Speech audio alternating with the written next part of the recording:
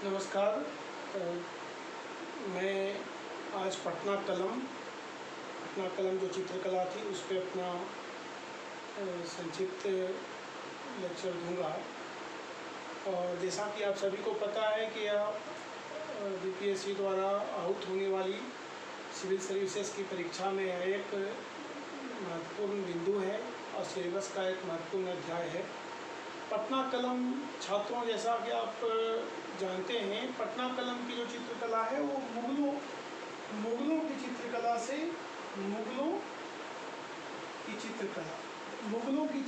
से उद्भूत है, कला से निकला। औरंगजेब के कार्यकाल में ही जब वो खास करके ये चित्रकला, संगीत वगैरह का उसके द्वारा विरोध किया जाने लगा और प्रश्रय नहीं पाने के कारण बहुत सारे जो चितेरे थे भारत राज्य के विभिन्न सारे स्टेटों में उनका माइग्रेशन हुआ। तो मुगलों का चित्रकला, संगीत कला या जो उनके शरीयत में जिसकी मनाही थी उसके खिलाफ मुहिम और खास करके औरंगजेब के द्वारा किए जाने के कारण बहुत सारे जो चित्रकार थे वो रोजी रोजगार के खोज में विभिन्न कोर्ट्स कहने का आशय हुआ कि खास करके मुगल साम्राज्य के पतन की शुरुआत के काल, मुगलों का पतन का जो शुरुआत होने का काल है वो 1707 है। मुगलों के पतन का शुरुआत 1707, जो मुगल सम्राट औरंगजेब की मृत्यु की भी तिथि है। उसके बाद मुगलों में जो उनके वंशज हुए, जो उत्तराधिकारी हुए, वो कमज़ोर शासक थे और उनके द्वारा उस प्रकार से कार्य नहीं किया गया, जिसके कारण स्टेट के जो सूबेदार थे, अब स्टेट्स का मतलब आज का स्टेट कृपया नहीं समझिएगा। स्टेट्स के सूबेदार का मतलब है कि जो मुगलिया सल्तनत में जो सिपाह सलार थे उनको उनके कार्य के लिए जागीरें दी गई थी और उनको स्टेट सिस्टम में सूबादार बनाया गया था। तो सूबादारों में खास करके जो मुगलों के सूबेदार थे वो, और मुगलों के पतन के उपरांत कुछ ऐसे स्टेट थे जो स्वतंत्रता की उन्होंने घोषणा कर दी थी या स्वतंत्र हो गए थे। जैसे दक्कन में निजाम का प्रभुत्व था, राजस्थान में राजपूतों का प्रभुत्व था,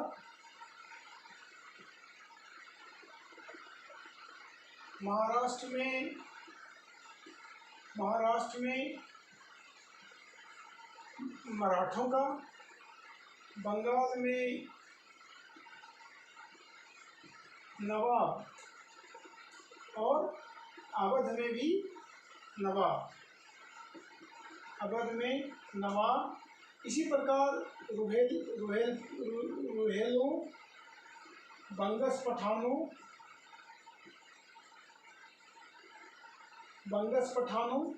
रुहेलों, बुंदेलों, पहाड़ी राज्यों जैसे कांगड़ा, हिमाचल, उत्तराखंड के बहुत सारे पहाड़ी राज्य, इनके द्वारा मुगलों की सुवेरेनिटी, संप्रभुता तो स्वीकार किया गया, लेकिन उनका अपना जो स्टेचर था वो सेमाई इंडिपेंडेंट, अर्ध स्वतंत्र की स्थिति थी। खास करके मराठों को मुगल बादशाह को ही संरक्षण दिया। खैर अभी इसका टॉपिक नहीं है। हुआ क्या कि जब कलाकारों को मुगल कोर्ट में संरक्षण मिलने बंद हो गए तो उनके द्वारा माइग्रेशन किया गया ताकि उनका रोजी रोजगार चलता रहे। तो माइग्रेशन के दरमियान में जो चित्रकार पटना जो चित्रकार आए वो अपने साथ जो अपनी कलाकृति थी उसको उन्होंने आगे बढ़ाने का प्रयास किया। इसी बीच में मैं आपको बताना चाहता हूँ कि कंपनी का मतलब है, का मतलब east India company, east India company, French company, French company, Dutch company एवं अन्य विदेशियों की कंपनियां भी भारत में प्रवेश कर गई थी और व्यापार करने के लिए आई। खास करके ईस्ट इंडिया कंपनी के द्वारा बाद में, जैसा कि आप जानेंगे और जानते भी होंगे, इनके द्वारा राजनैतिक सत्ता पर भी कब्जा किया गया। लेकिन यह जो फेज है जिसमें उद्भव हुआ, उसमें डायरेक्ट इनके द्वारा सत्ता का आरोहण नहीं किया गया। तो ये जो चित्रकार थे वो माइग्रेशन करके पटना आए और पटना आने के बाद उन्होंने अपनी चित्रकारी की छटा बिखेरी। अब चित्रकारी जो पटना कलम है उसकी विशेषताएं क्या क्या हैं, कैसे वो मुगलों से भिन्न है। छात्रों इसको याद रखने हैं कि मुगलों की जो चित्रकला थी, मुगलों की जो चित्रकला थी वो अभिजात वर्ग की चित्रकला थी, अभिजात वर्ग की चित्रकला थी, अभिजात वर्ग की चित्रकला थी, जिसमें दरबार का पेंटिंग, शहंशाहों का पेंटिंग, सामंतों का पेंटिंग और उनसे संबंधित जो राजकीय शासनादेश होता था, जो राजकीय कार्य होते थे, उसका पेंटिंग मुगल पेंटिंग में किया जाता था। परंतु पटना पेंटिंग में क्या हुआ, पटना कलम में आम जनों की जिंदगी, आम जनों की जिंदगी, महिलाओं की जिंदगी, महिलाओं के संबंध में एवं जो आम फेस्टिविटीज थे, जो पर्व थे, उसके संबंध में, जो आम व्यक्ति से सरोकार रखता है उसके संबंध में चित्रकारी की शुरुआत पटना कलम ने की।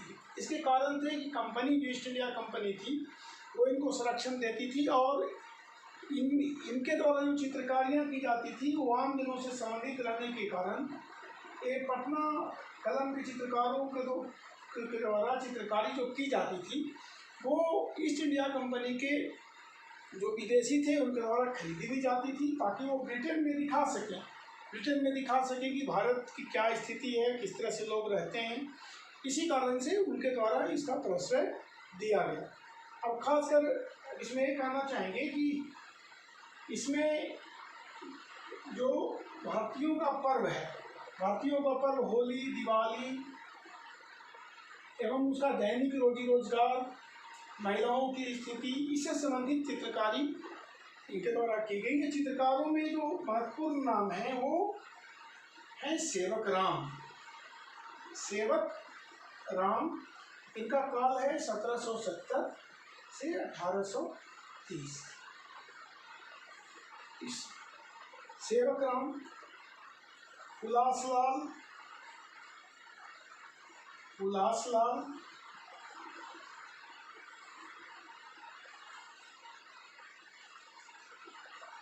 सोनो बीबी, सोनो और दाछो नाम की महिलाएं एवं ईश्वरी वर्मा 1950 के आसपास, इन सभी के द्वारा चित्रकारी जो की गई वो आज भी, खास करके ईश्वरी वर्मा के द्वारा जो चित्रकारी की गई, इन लोगों का अभी भी बहुत हद तक बहुत सारे चित्र जो हैं, जो चित्र किया गया है वो सुरक्षित हैं और म्यूजियमों में देखे जा सकते हैं। अब छात्रों को प्रश्न है कि इनमें ये लोग क्या यूज करते थे। पटना कलम में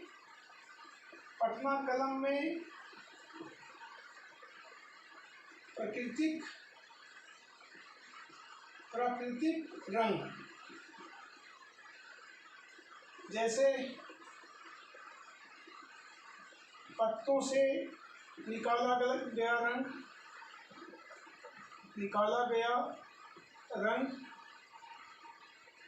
गोमूत्र से निकाला गया रंग, गोखुर, मिट्टी इत्यादि से निकाला गया रंग का प्रयोग ये चित्रकार लोग करते थे और बड़ा बारीकी से चित्रण किया करते थे। इनके चित्रकला में सबसे महत्वपूर्ण बात सादगी है। मुगलों की चित्रकला में बॉर्डर एरियाज, जो बॉर्डर एरियाज होते थे ये काफ़ी एलाबोरेट चित्रकारी होते थे मुगलों के समय में, लेकिन पटना कलम में सादगी देखने को मिलता है। तो पटना कलम जो चित्रकारिता है, जो चित्रकारों ने उकेरा है, उसकी विशेषता यह है कि ये जनमानस से संबंधित चित्रकला थी, ये सादगी से संबंधित चित्रकला थी, और ये चूँकि लोकल कोर्ट्स में इनको उतने बृहद पैमाने पे संरक्षण नहीं मिल सकता था, इसलिए इनके द्वारा सादगी और कम खर्चे में ही चित्रकारिता को आगे बढ़ाया गया। इनके द्वारा जो तूलिका का प्रयोग किया जाता था, वो तूलिका सूअर के बाल एवं कबूतर के पंख को उबाल कर बनाते थे और उनको सुखा करके तूलिका का निर्माण करते थे और उससे इनके द्वारा पेंटिंग किया जाता था। और ये जो रंग बनाते थे, वो रंग को बड़ा प्राकृतिक रूप से एकत्रीकरण करके बहुत ही मेहनत करके इनके द्वारा सादगी से पेंटिंग किया जाता है। पेंटिंग में खास करके जो पेंटर्स थे ये 1950 तक ईश्वरी वर्मा, जैसा कि मैंने बताया है, इसको करते रहे, लेकिन बाद में पटना कलम उपेक्षित हो गया। इसके भी कारण हैं, ईस्ट इंडिया कंपनी का रूल ख़त्म हो गया। ईस्ट इंडिया कंपनी का रूल ख़त्म हो जाने के बाद इसके खरीदने वाले, मेहनत देने वाले नहीं रहे। दूसरा, कैमरा का आविष्कार हुआ। कैमरा का आविष्कार होने से लोगों ने कैमरा से फोटोग्राफी शुरू कर दिया। तीसरा, फोटोकॉपी का चलन हो गया, जिससे इसकी भी डिमांड कमी। और तीसरा, कोर्ट्स, जैसा कि मैंने बताया कि लोकल कोर्ट्स जो थे इनके समर्थक थे। भारतीय संविधान लागू हो जाने के बाद एक कोर्ट्स समाप्त हो गए। समाप्त हो जाने के कारण धीरे धीरे इनका संरक्षण भी समाप्त हो गया और लोगों ने करना छोड़ दिया। तो पटना कलम की जो चित्रकला है साथियों, ये 1770 से 1950 तक, इसके आसपास मुगल काल के पतन मान सकते हैं। मुगल काल के पतन से EIC के पतन, भारतीय गणराज्य के उद्भूत होने के काल तक पटना कलम की चित्रकला देखने को मिलती है। अब मैंने कलाकारों का नाम आपको बताया, खासकर महिला कलाकारें भी सोनो और दाक्षो, दो का नाम मैंने बताया। तो पटना कलम मुगल शैली से कैसे डिफरेंट थी, पटना कलम की क्या विशेषताएं थी, पटना कलम में किस प्रकार पेंटिंग किए जाते थे, किन किन चीज़ों के यूज का इस्तेमाल किया जाता था, इसके बारे में मैंने बताया। तो इसमें शॉर्ट नोट लिखने के लिए आते हैं, तो मैं समझता हूँ इतना अगर आप लिखेंगे तो निश्चित तौर पर आपको अच्छे मार्क्स मिलेंगे। तो मैं समझता हूँ कि पटना कलम के संदर्भ में आपके जो आशंकाएँ होंगी, जो प्रश्न होंगे, वो क्लियर हो गए होंगे। दूसरे टॉपिक के साथ मैं पुनः उपस्थित होऊंगा। तब तक के लिए सभी को नमस्कार, धन्यवाद।